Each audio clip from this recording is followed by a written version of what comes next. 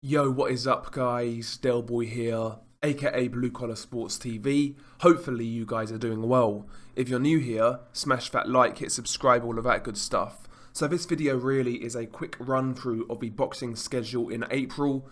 Essentially, I'll be taking you through the main cards, what to look out for, etc. etc. And yeah, we shall start on the 3rd of April. Before we do, though, let me have a swig of my coffee. Beautiful. So we have a card in the United Arab Emirates. Now this card is headlined by Jamel Herring versus Frampton. Very good fight at super featherweight. Jamel Herring defending his WBO super featherweight title. And people kind of see this fight as almost a 50-50. A lot of people are split. It should be an interesting fight stylistically. I am leaning towards Jamel Herring in this fight. I have done a more in-detail prediction video on my channel, so if you want to see that, check it out. But that's a good main event in my opinion. Jamel Herring versus Frampton should be interesting, and yeah, should be fun seeing how that plays out. The undercard as well is pretty decent. You have the return. You've got the return of Donny Nietes, former world champion, great fighter. He's not fought in a couple of years, and he is like 38 years old now. So how much does Donny Nietes have left? I'm not sure, but it's definitely good to see him back, and hopefully he can make one more run in the world title scene. But Donny Nietes a few years ago was a great fighter, great boxer, super awkward, had a great rhythm to his style. Very good fighter, Donny Nietes. So I'm looking forward to his return. You've also got some good prospects on the undercard as well. Keyshawn Davis, really good prospect coming out of America. You have Zankosh Turarov fighting Tyrone McKenna. That's a good step up for Turarov. I'd imagine he wins that fight, but you know, McKenna's tough, he's durable, he's tall and rangy, so that could be a good little fight. And you also have a prospect called, I'm not going to try and say this guy's name, I'll try and say it, Tursinbay Kulakmet. That's what we'll go Kalakmet. So we've got Kalakmet, who I've never seen, versus Heba Rondon. I'll be interested to see what he looks like. So yeah, that's a pretty good card in general. Some good prospects, a good main event. In the UK, this fight is on Channel 5 and IFL TV. In the US, it is on ESPN Plus, I believe. So that's one card we have on the 3rd of April. We have another card on the 3rd of April though. This card is on DAZN in the UK and US, and it's a card from Uzbekistan.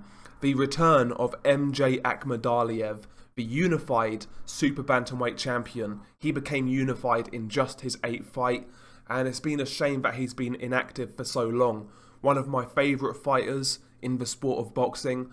I've been high on this guy since his first pro fight. I was talking about this guy, you know, I've been talking about this guy before he was a world champion. I think this guy's the real deal, and he's in there with Ryosuke Iwasa. Good fighter in his own right, former world champion, tough dude, he can punch a bit, he'll come to fight. I think he'll definitely take Akhmadaliev rounds, to be honest, but I would imagine Akhmadaliev gets him out of there late on in that fight. But it's a good fight to come back to for Akhmadaliev. Not exactly a killer, but not a soft touch either. A guy who can go rounds, who's going to ask a few questions. Should be a fun fight while it lasts, but I've got Akhmadaliev by knockout in that fight. And the undercard, we have a whole host of Uzbek prospects. Israel Madrimov versus Amani Colombo. I really like Israel Madrimov. He's got a fun style. He punches hard. He's athletic. Great amateur. He's very fun to watch, Israel Madrimov. He has his flaws, but he's going to give a lot of guys problems at super welterweight. I've not really seen Amani Colombo. He's based out of Africa. Sometimes with these African unknown fighters, they can either be really, really tricky and underrated, or they can kind of be terrible. There's no real in-between with a lot of these African fighters. They're either like a diamond in the rough or they're bad. So hopefully Colombo is decent. Hopefully he can give Madrimov a few rounds, and hopefully it's a competitive fight. You also have Shakram Giasov, a good prospect in the super lightweight division. He's fighting Patricio Lopez Moreno. He should win that fight comfortably, Giasov. Hassan Boydasmatov, Underrated prospect, 2-0 at light flyweight. He's back in the ring. He's fighting Mushin Kizota. It's good to see Hasanboy Dasmatov. Very good prospect. I've spoken about him in the past. And you've got Bakodio Jalalov, who I've also spoken about. A heavyweight prospect, 6'7", southpaw. He can box. He can bang. He's a very good prospect. So check out Bakodio Jalalov on the undercard as well. So all in all, the Uzbek card is also pretty good in my opinion. Some fun fights there.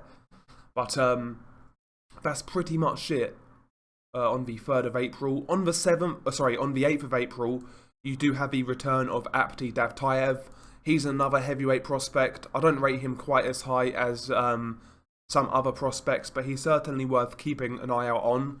And he's fighting the durable Jack Mulawawi. Again, my pronunciations are terrible, so apologies. But that is basically it for the first page. We shall now move to the 10th of April. And at first, we shall go to the UK.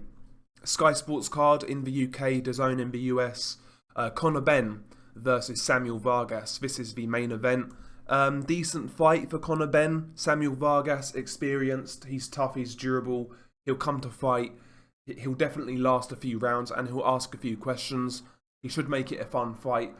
I would imagine Conor Benn wins that fight, but, you know, it is what it is really. I think it'll be a fun fight while it lasts, but I would expect Conor Benn to win, to tell you the truth.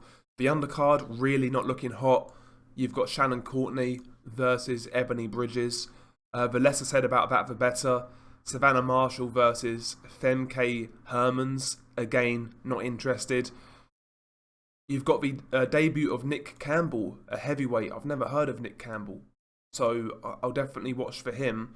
You've got the return of Ukashir Farouk, who's a good prospect. John Hedges, another good prospect. So that card, I'll be honest, that card looks pretty weak. In all seriousness, that's a weak card by Sky Sports. You also have a PBC card on Showtime. Now this card actually is pretty good. Headlined by Jaron Ennis versus Sergey Lipinets. Jaron Ennis is a good welterweight prospect. Sergey Lipinets, former champion at 140. He's now a welterweight. He's a tough dude, comes to fight, pressure fighter. He'll definitely ask questions of Jaron Ennis, and we'll see how Jaron Ennis responds. I think that's a real good test, and stylistically as well, it should just be a good fight, to be honest. So that's a good bit of matchmaking, in my opinion. Sergey Lipinets versus Jaron Ennis. I'm certainly interested in that fight. You've also got the return of Jerwin Ancajas, one of the most frustrating world champions in the sport of boxing. This guy now must have had like 8 or 9 title defenses, but he's really not fought anybody of consequence. But he's fighting on this card, and he's fighting his mandatory, Jonathan Javier Rodriguez. And Rodriguez, in my opinion, is going to be very dangerous going into that fight. I think this is Ancajas's toughest fight for a long while, and I really wouldn't be shocked if Rodriguez wins that fight. Good fight, that. That's a good fight for Ancajas. It's good to see him fight somebody with a pulse. So Ancajas versus Rodriguez could actually steal the show on that card. You've also got the Lithuanian welterweight prospect Iemantas Stanionis versus Thomas Delorme. That's a good step-up fight for Stanionis. I would expect he wins, but if he's not good enough, he could get exposed. So, all in all, that's a real good card by Showtime and the PBC. Credit where it's due. Good card. Let's move on. Also on April the 10th, we have a card by Top Rank, headlined by Joe Smith Jr. versus Maxime Vlasov. Good fight, very good fight. I've actually done a prediction video for this fight when the fight was originally supposed to take place. My official pick is Joe Smith Jr. on points, but I'm really not confident in that. I think it's a very competitive fight. It could go either way. You know, Joe Smith Jr., very good pressure fighter, power in both hands, good gas tank, good chin, hard bastard. And, you know, Maxime Vlasov, he's a tall, rangy guy. He can fight on the inside, he can box, he can move, he can do a bit of everything. He's very versatile. So I wouldn't be shocked to see this fight go either way, to be honest. But I am leaning towards Joe Smith Jr. You also have the return of Efe Ajagba. the heavyweight prospect from Nigeria. He's always fun to watch in my opinion, so while I don't really rate his opponent all that highly, it'll be good to see FA back in the ring. And you also have Trey Lippe Morrison, the son of Tommy Morrison, on this card as well. So, yeah, that card's okay, but the main event is what I'm waiting for there. Anything else? Anything else? Nothing else on the 10th. Let's close that. Okay. Again, I do apologise for the unprofessional nature of this video. On Friday, I'll start again. On Friday, you have a DAZN card in Italy. Fabio Turci, a fringe-level European cruiserweight, back in action. Francesco Patera. I'll be honest, I'm not really interested in this card. So the less said about that, the better. Okay, on Saturday the 17th of April, you've got the return of David Lemieux, whoever's interested, but again, not fighting anybody of consequence.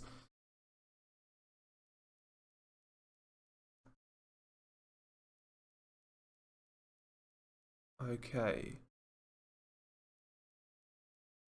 Here we go. So on the 17th of April, now I'm really looking forward to this fight. We have Demetrius Andrade versus Liam Williams. Very good fight.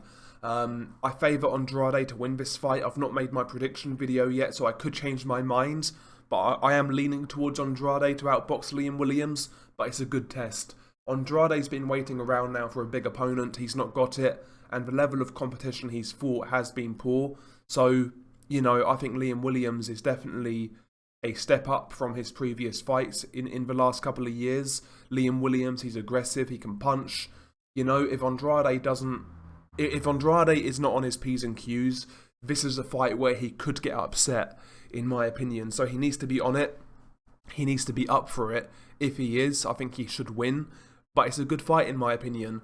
The undercard, you actually have the return of Carlos Gungora, which I'm pleased about. He actually knocked out the Golovkin prospect Ali Akhmedov on the Golovkin-Cesmaretta undercard, and he looked real good that night. So I'm glad to see Carlos Gungora back in the ring. He's fighting Christopher Pearson. Christopher Pearson, if I'm not mistaken, used to be a TMT fighter, but he's not. Honestly, he's not that great. So Carlos Gungora should win that fight comfortably. You've got the return of Magomed Majidov. He's fighting Andrei Fedosov. That's a pretty good test for him, in all honesty. And yeah, you got a few other prospects on the card as well, like Ofer Jones. Yeah, you got a couple of other prospects on the card as well. Also on the 17th, you've got the Jake Paul versus Ben Askren card, if anybody's interested. There is one real fight on the card. You've got Regis Prograis versus Ivan Redkach. I always like watching Regis fight, so I'll definitely pay attention to that, to be honest. I'll definitely watch that fight. But the rest of it, I'm not really interested, to tell you the truth. And that's basically it, I believe, for the 17th of April, yep. Now let's move on. Let's move on. Okay.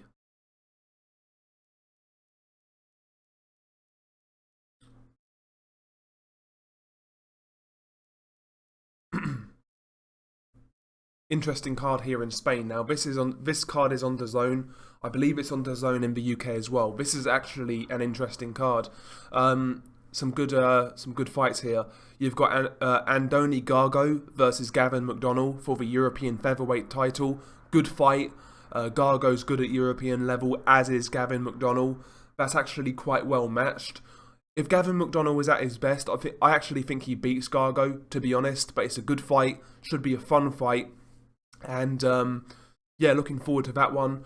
You've got Sandor Martin versus K Prosper. K Prosper actually is from my neck of the woods in Luton, so I'd like to see him win this fight, but to tell you the truth, I don't really believe he's got much of a shot against Sandor Martin. Martin is a good European level fighter, and he should win that fight, to tell you the truth. You've also got the return of Kerman Lejaraga. He's fighting Jez Smith. Christ, I think Jez is going to get beat up in that fight.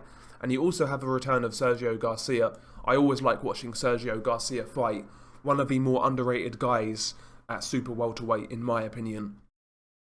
So yeah, good card in Spain on the 23rd.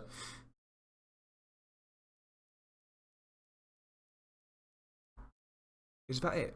On the 23rd and 24th? Looks like it, yeah. Okay. Let me continue here. Now, this is a great fight. This is a great fight on the 24th of April in London.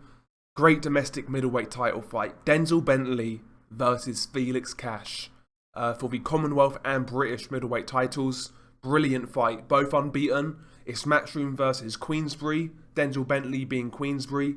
Felix Cash being Matchroom. It's on a Queensberry show on BT. Great fight here, man. I actually favour Denzel Bentley. I think he's more versatile. I've seen this guy box. I've seen this guy brawl. I've seen this guy punch. He's shown me a lot more in the ring in comparison to Felix Cash. Felix Cash, to me, has shown me like the same style every single fight. I've not really seen any adjustments or any different angles to his game. It's just the same thing every fight. Whereas Denzel Bentley has shown me a lot more in there. So I'm favouring Denzel Bentley in that fight. But that's definitely a great fight. Felix Cash versus Denzel Bentley. It's definitely a great fight for you guys to watch out for in the UK. Let me move on.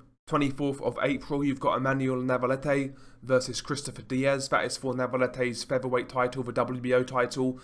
You know, Christopher Diaz is a tough dude. He'll come to fight, but listen, man, I really rate Emmanuel Navarrete. I loved what he did against Isaac Dogboe. Great performances. But since then, man, his level of competition has been really poor, to tell you the truth. So, you know, Christopher Diaz is okay, but Emmanuel Navarrete needs to start stepping up real soon, to be fair. So, I'll watch the fight because I like Navarrete, but he needs to start stepping up. I think that's a fair request, to be honest.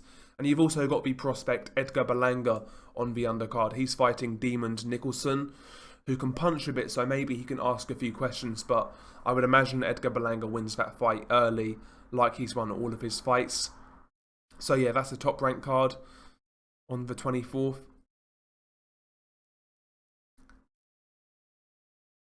And on Friday, the 30th of April, we have Maruti Maflane versus Sonny Edwards for the IBF flyweight title. That fight's in London on BT Sports. That's a big ask for Sonny Edwards to win a world title. That's a big ask. Maruti Maflane, one of the more underrated champions in the world of boxing. He's not lost in like 12, 13 years, had numerous title defenses.